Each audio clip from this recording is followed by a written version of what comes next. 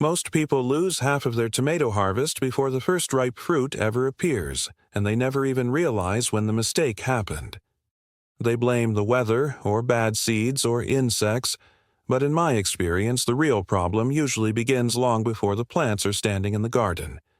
I made those same mistakes years ago, and every summer I watched beautiful green plants give me only a handful of tomatoes while my older neighbor quietly filled basket after basket, without buying expensive fertilizers or spraying strong chemicals. One morning, I finally asked him what he was doing differently, and he smiled and told me that tomatoes reward patience much more than money. That simple conversation changed the way I grow tomatoes forever, and I have followed those lessons ever since. If you stay with me until the end of this video, I will walk you through the entire season, from preparing the soil and choosing seeds all the way to the last harvest.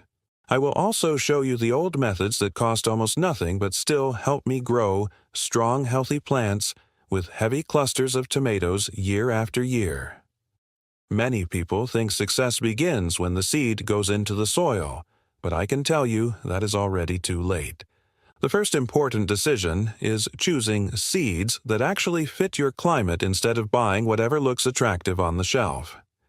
I learned many years ago that chasing giant exotic varieties often leads to disappointment, while simple, reliable varieties quietly produce more fruit with far fewer problems. Before I even think about planting, I spend time preparing the soil, because weak soil always creates weak plants, no matter how expensive the fertilizer is later. Most gardeners make the mistake of trying to fix problems after the plants begin struggling, but healthy tomatoes are built from the ground up. I mix well-aged compost into the soil, and if I have clean wood ash from untreated firewood, I add only a small amount because it provides useful minerals without costing a penny. I never rush this step because healthy roots decide the future of the entire plant. There is another simple thing I always do before planting that many people completely ignore, and it often makes the difference between ordinary tomatoes and plants that keep producing long after everyone else's harvest begins slowing down. We will get to that next. The next mistake usually happens before a single seedling touches the garden bed, and I still see it every spring. People become excited after a few warm days and rush to plant tomatoes outside while the soil is still cold and tired from winter. The plants survive, but they never truly recover because tomatoes remember a bad start for the rest of the season. I learned many years ago that waiting a few extra days often gives a much bigger reward than planting early. While I wait, I prepare every planting hole carefully because that small space will feed the plant for months. I never depend on expensive fertilizers because the old gardeners who taught me believed healthy soil should do most of the work. I mix in well-aged compost, and if I have a little wood ash from clean untreated firewood, I add only a small handful because too much can do more harm than good. That simple habit costs almost nothing and gives the roots a better place to begin growing.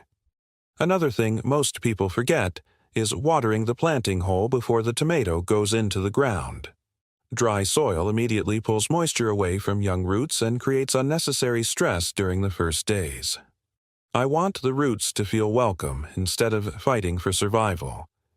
When I finally plant the seedling, I place it deeper than most beginners expect because tomatoes can develop extra roots along the buried stem.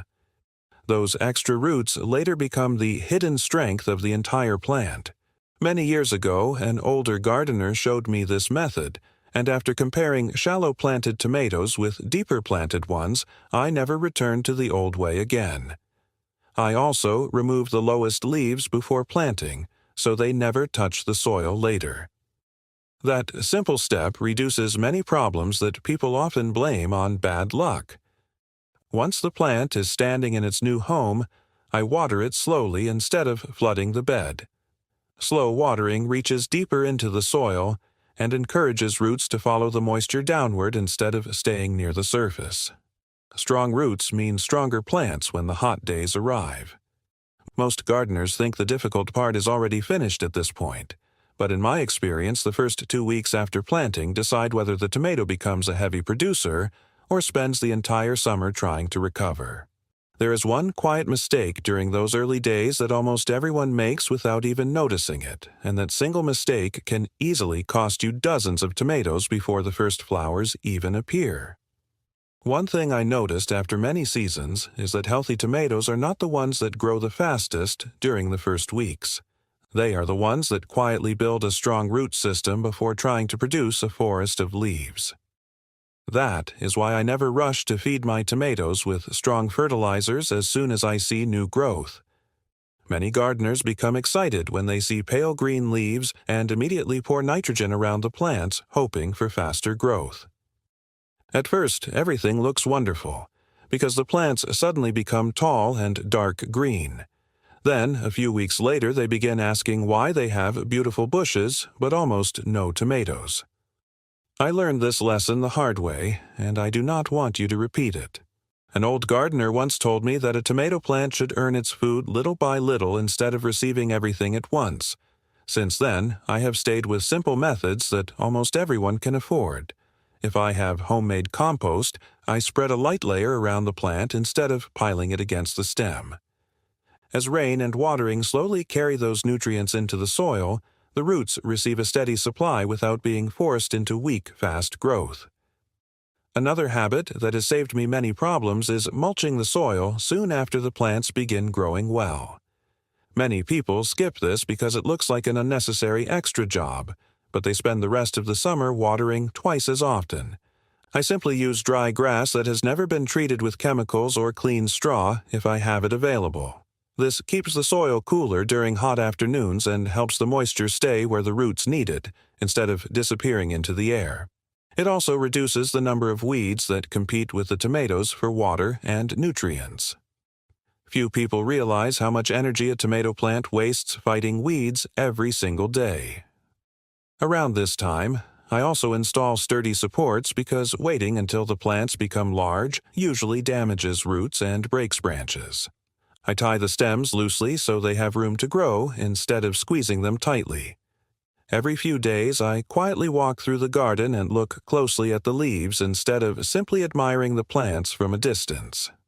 Small problems are easy to solve while they are still small.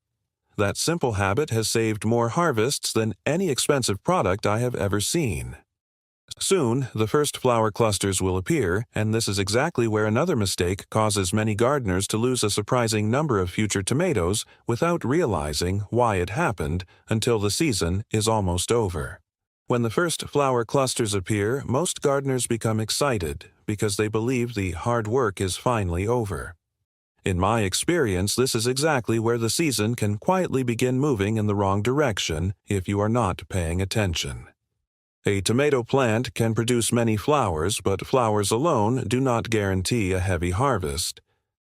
I learned years ago that healthy fruit begins with steady care instead of constant interference. One mistake I see every summer is people watering a little every day because they are afraid the plants will become thirsty. The surface stays wet, but the deeper roots never learn to search for moisture. Then the first hot week arrives and the plants suddenly begin to suffer. I water less often but much more deeply because I want the moisture to travel down into the soil where the strongest roots are growing. That old habit has given me healthier plants during dry weather than any expensive watering product ever could. Another simple method shown to me many years ago was removing only a few unnecessary side shoots instead of cutting the plant into something that barely has any leaves left. Some gardeners remove almost everything because they think more pruning automatically means more tomatoes. I have found that balance works much better. Good airflow reduces many problems, but healthy leaves are still the factory that feeds every tomato. I also remove any leaves that begin touching the soil because they are usually the first place where trouble starts after rain. As the fruits slowly become larger, I never forget about supporting the branches because heavy tomato clusters can easily break a healthy stem overnight.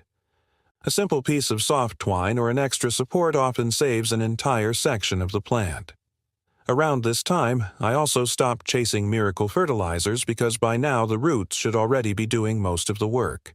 A little compost around the base and regular watering are usually enough to keep the plants growing steadily.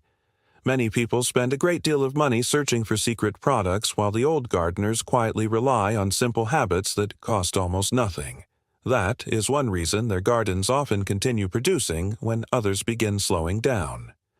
The most surprising lesson I ever learned during this stage had nothing to do with feeding the plants at all. It was about recognizing the small warning signs before disease, or poor fruit development became a serious problem. Once you understand those early signals, you can often save the harvest long before most gardeners even realize that something is wrong. As the tomatoes begin filling out and changing from tiny green fruits into heavy clusters, this is the moment when small mistakes become expensive. Many gardeners believe that if the plants have survived this long, they will naturally finish the season without much attention. I used to think the same thing until I noticed that my best-looking plants often produced cracked tomatoes or fruits with dark spots on the bottom, while my older neighbor continued carrying full baskets into his house every few days. He told me that tomatoes do not like surprises. They like steady care. The sentence stayed with me because it explained so many failures I had blamed on bad weather. The biggest mistake during this stage is allowing the soil to become completely dry and then flooding it with a large amount of water. Those sudden changes force the fruit to expand too quickly, and many tomatoes split before they are ready to harvest.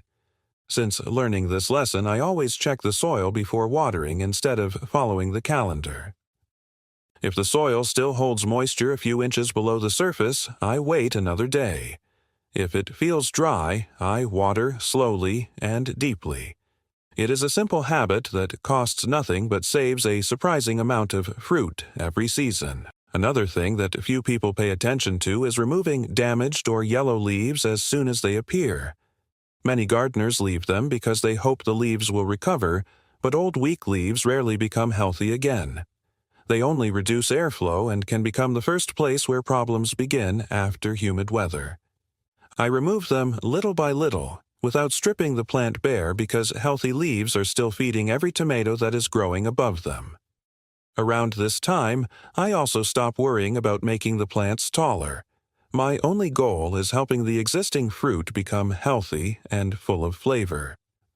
One forgotten habit that an older gardener shared with me many years ago is harvesting ripe tomatoes regularly instead of leaving them on the vine for too long. Every ripe tomato you remove encourages the plant to continue producing instead of slowing down. It is another simple method that many people overlook because they enjoy seeing fully loaded plants. I understand that feeling, but I have learned that a basket in your kitchen is far better than overripe fruit in the garden. Just when most gardeners think the season is beginning to end, there is one final stage that often determines whether the harvest finishes early or continues producing fresh tomatoes for many more weeks, and that last lesson may be the most valuable one of all. By this point in the season, most people start thinking about the finish line, but I have learned that tomatoes often have one more strong harvest left if you treat them the right way.